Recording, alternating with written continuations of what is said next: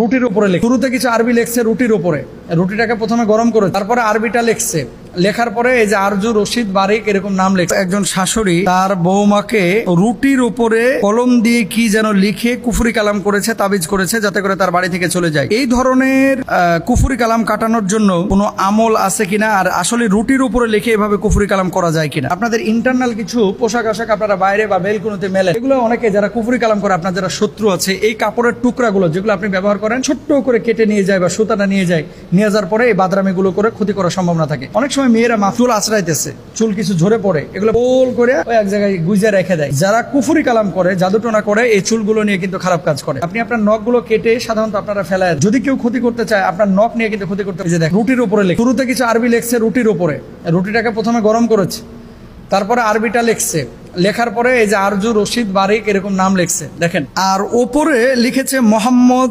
আহমদ এরকম কি যেন আরবি সংখ্যা স্পষ্ট করে লেখে নাই। বাংলাদেশে এই ধরনের কাজ যারা করে, বুঝে শুনে কেউ যদি কুফরি কালাম করে, ওর ঈমান থাকবে না, ও কাফের হয়ে যাবে। জোরে বলেন একবার নাউজুবিল্লাহ। এখন শাশুড়ি করুক আর শ্বশুর করুক, এই কাজগুলো যারা করে এরা মুসলমান না, প্রকৃত মুসলমান না, এটা হারাম। আল্লাহর হাবিব সাল্লাল্লাহু আলাইহি ওয়াসাল্লাম নিষেধ করেছেন।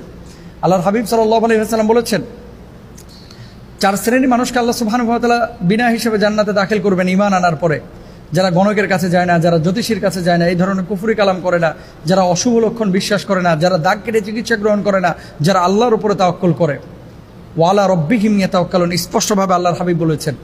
এখন রুটির উপরে এভাবে লিখে কোনো শাশুড়ি যদি কোনো বৌমার ক্ষতি করতে চায়, অনেক সময় বৌমারা শাশুড়ি ক্ষতি করতে চায়, অনেক সময় শাশুড়ি বৌমার ক্ষতি করতে চায়, কুফরি কালাম করে, তাবিজ কবজ করে, এগুলো তাবিজ নিয়ে এসে মিষ্টি পড়া নিয়ে এসে তার ক্ষতি করতে চায়। যারা এই কাজগুলো করবে, এই মানুষগুলো টুডে টুমোরো যদিও তার ক্ষতি করবে, তারা নিজেরাও ধরা খাবে। আপনাকে একদিন মরতে হবে না? তাহলে এখন করণীয় কি? যদি স্পষ্টভাবে শাশুড়ি করেছে কথাটা, এই কাজটা যদি এটা ধরা পড়ে, তাহলে শাশুড়িকে আইনের আশ্রয় নিতে হবে, শাশুড়িকে শাসন করতে হবে আইনের মাধ্যমে।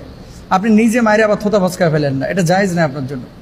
আপনি যারা বিচারক তাদের হাতে তাকে তুলে দেবেন, পুলিশের হাতে তুলে দেন।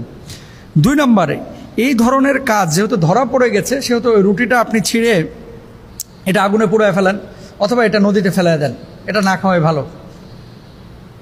তারপরে এই সমস্ত কুফরি কালাম থেকে বাঁচার জন্য কয়েকটা পরামর্শ আপনাদেরকে দিই। কখনো কোনো নারী, আপনারা খেয়াল করবেন, এই যে ওড়না অনেকে আপনারা বাইরে মেলেন, আপনাদের ইন্টারনাল কিছু পোশাক আশাক আপনারা বাইরে বা বেলকুনিতে মেলেন, এগুলো অনেকে যারা কুফরি কালাম করে, আপনার যারা শত্রু আছে, এই কাপড়ের টুকরাগুলো যেগুলো আপনি ব্যবহার করেন ছোট্ট করে কেটে নিয়ে যায় বা সুতাটা নিয়ে যায়, নিয়ে যাওয়ার পরে এই বাদরামিগুলো করে ক্ষতি করার সম্ভাবনা থাকে। এই জন্য কাপড় চুপড় এগুলো সেফ জোনে মেলবেন, যেই জায়গাটায় আসলে উন্মুক্তভাবে কেউ যায় না, মানে আপনার কাপড়টা নিয়ে কেউ ক্ষতি করতে পারবে না। অনেক সময় মেয়েরা মাথার চুল এটাকে খুলে কি করে, যেখানে সেখানে খোলা, মানে কি বুঝেন নাই, চুল আঁচড়াইতেছে, চুল কিছু ঝরে পড়ে, এগুলো গোল করে ওই এক জায়গায় গুজে রেখে দেয়।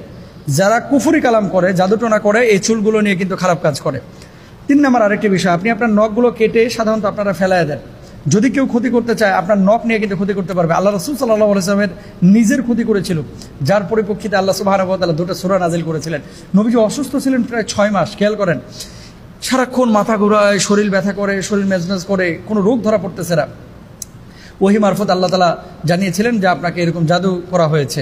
পরে একটা কূপের মধ্যে খেজুর গাছের কাণ্ডের সাথে এই যে নবীজির এই চুল নখ এগুলো মিলায়া তারপরে মানে জাদু করা হয়েছিল, নবীজিকে কুফরি কালাম করা হয়েছিল। এরপরে নবীজি অসুস্থ হয়েছিলেন, আল্লাহ সুবহানাহু ওয়া তাআলা 2টা সূরা নাজিল করলেন। 1 নম্বর কি? সূরা ফালাক। 2 নম্বর হচ্ছে সূরা নাস, কুল আউযু বিরাব্বিল ফালাক মিন শাররি মা খালাক ওয়া মিন শাররিন নাফাসাতি ফিল উকাদ ওয়া মিন শাররি হাসিদিন ইযা হাসাদ। সূরা ফালাক নাস আপনারা সবাই পারেন। এই সূরা ফালাক নাস আপনারা পড়ে ফুৎকার করবেন, ইনশাআল্লাহ তাআলা এই কুফরি কালাম কেটে যাবে। আর ঘরের মধ্যে কোনো তাবিজ কবজ যদি পান, এই তাবিজ কবজগুলো সাধারণত সাথে সাথে পুড়ায় ফেলবেন অথবা নদীতে ফেলায় দেবেন। আর অথবা কোনো স্কলারকে দেখাবেন যে আসলে এটা কিসের, যারা রাখি, যারা রুকিয়ে নিয়ে কাজ করে, এদেরকে দেখাবেন। পুতু পবিত্র থাকবেন এবং কেউ কারো ক্ষতি করার চেষ্টা করবেন না। বাসার মধ্যে সূরা বাকারা যত পারেন অডিও আকারে চালিয়ে রাখবেন। তারপরে আয়াতুল কুরসি পড়ে বুকে ফুৎকার দিবেন, সূরা ফাতিহা, সূরা ফালাক, নাস এগুলো পড়ে 4 কুল পড়ে বুকে ফুৎকার দিবেন। পুতু পবিত্র জীবনযাপন করবেন, ওযু অবস্থায় থাকবেন, 5 ওয়াক্ত নামাজ পড়বেন। ইনশাআল্লাহ কেউ আপনার ক্ষতি করতে পারবে না। আল্লাহ তাআলা আমাদেরকে বোঝার তৌফিক দান করুন।